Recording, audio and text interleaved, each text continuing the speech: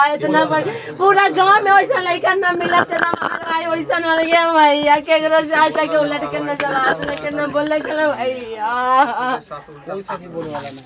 आगे हमारा माँ बाप दूर दूर बेच के बेटा के पढ़ाई लिखा गया भैया सब लड़के के बाबू हमारे पढ़ जाते तो सब अच्छा धैर्य रखिए आगे कुछ ना हमारे बाबू के सब धोल गया भैया। आप देख रहे हैं जन अदालत समाचार, जनता की बात जनता के साथ, जन अदालत।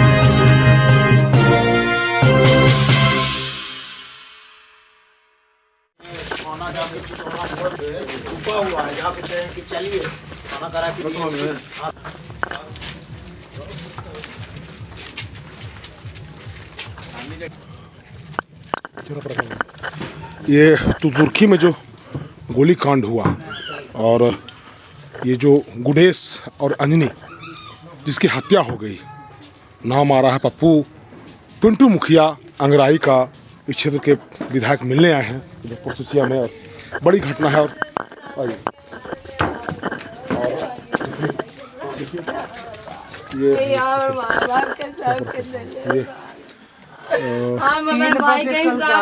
ये स्थानीय विधायक आए हुए हैं अनिल बाबू ये मिलने के लिए और कर दिया। इतनी बड़ी घटना हुई, स्थिति खराब है, स्थिति खराब है कि हमारे सब चौपट हो रहा है, माए बाप सब मायो खत्म, हमारे बाप कोई ना हो रहा है। हिम्मत करे पड़तो ना, कितना हिम्मत कर सब खत्म हो जाते, कितना हिम्मत बांधी। ये स्थानीय विधायक आए हुए हैं और बड़ी घटना है। 24 साल का नौजवान बड़ी दुखद घटना है। शादी में गया था अपने दोस्तों के साथ, 3 बहन साथ में थी और इनकी माँ इलाहाबाद में थे और ये बच्चा मम्मी पापा हॉस्पिटल के फोन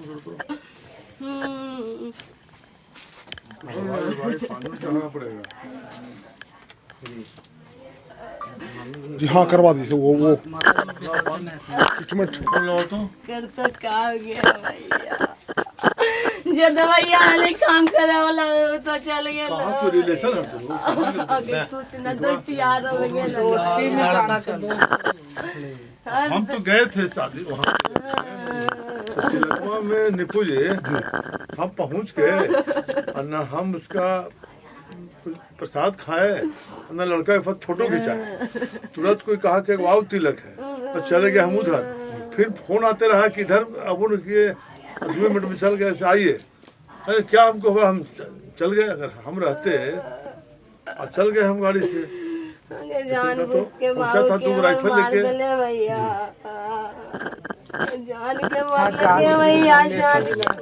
देखिए बड़ी घटना हो गई है। और ये पूरा कोच बाजार के लोग पोस्टमार्टम में पहुंचे हुए थे। बेहद गम का माहौल है लड़का के चलते।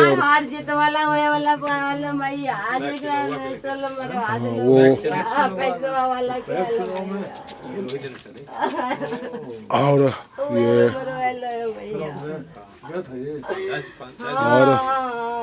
अब तरह तरह का बात निकल के आ रहा है। और देखना होगा कि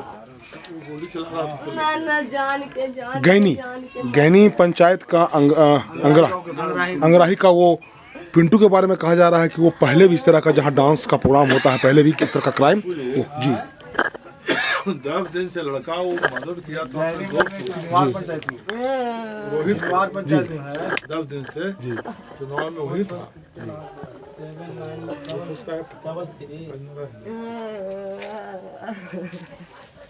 इतना पूरा गांव में वैसा लड़का न मिला तना भाई वैसा न गया भैया केकरो से आज तक उलट के नजर हाथ लेके न बोले के भैया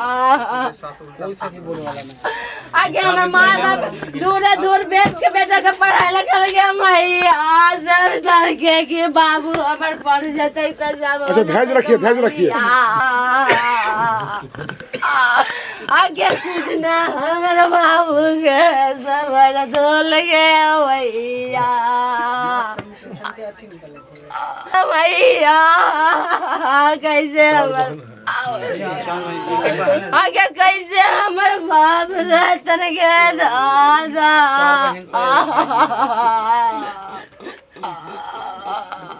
आगे बेटवा पड़ जाता सब समर तो आगे दूर दूर सब कर दिलन भैया कुछ खाऊला हमर बाबूजी नरक ले हलन भैया एगो बेटवे सहारा हल बाबूजी एगो भैया सहारा हल सबके ओकरा पर हल भैया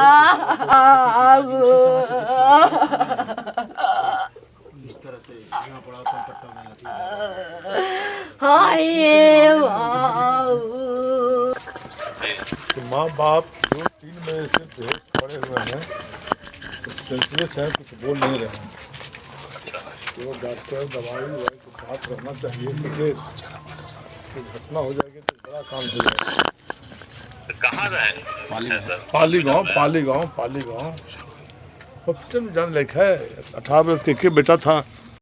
सर बड़ी घटना हो गई आपके क्षेत्र में। हाँ तो देखा बेचारा वो अब संतावना देने आए हैं।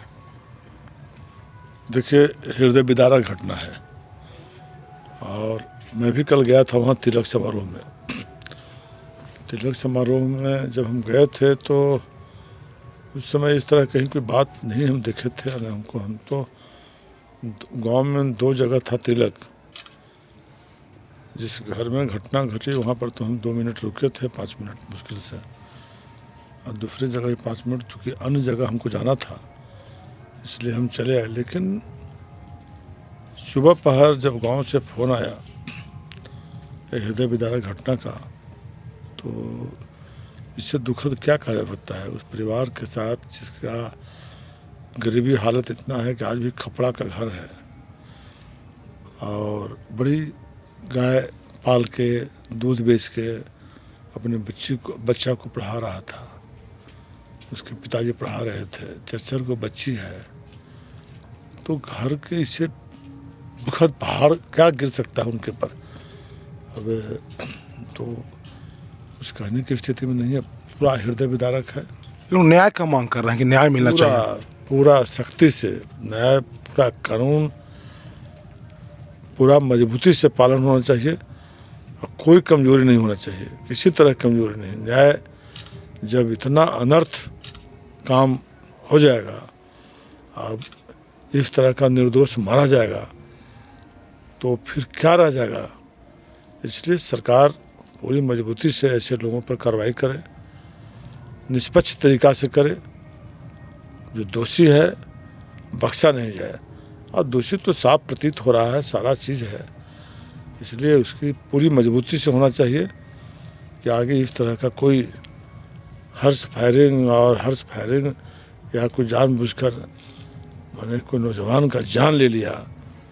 मेरे क्षेत्र का एक नौजवान लड़का, होनहार लड़का चला गया, इसका मुझे काफ़ी पीड़ा है, दुख है।